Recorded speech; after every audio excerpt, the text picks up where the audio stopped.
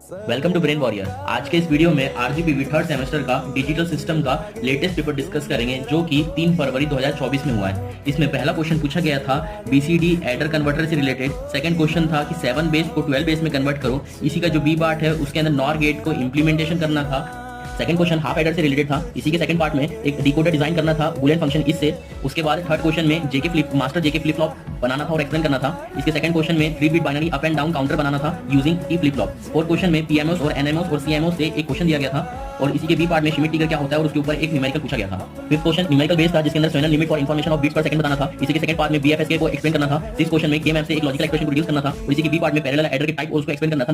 Look ahead carry adder क्या होता है उस हिसाब से। सेवंथ क्वेश्चन में फ्रीक्वेंसी ऑफ ऑसिलेशन पूछा गया था अस्टेबल मल्टीवाइब्रेटर का यूजिंग आईसी 555 टाइमर। इसी के बी पार्ट में डीरैम और फ्लैश रैम के बीच में डिफरेंस पूछा गया था। और ये लास्ट क्वेश्चन 8 क्वेश्चन में डीए कन्वर्टर का एक न्यूमेरिकल पूछा गया था जिसमें 8 बिट कन्वर्टर करना था और इसी के बी पार्ट में ऑपरेशन पूछा था dual slope AD converter with necessary diagram. ये था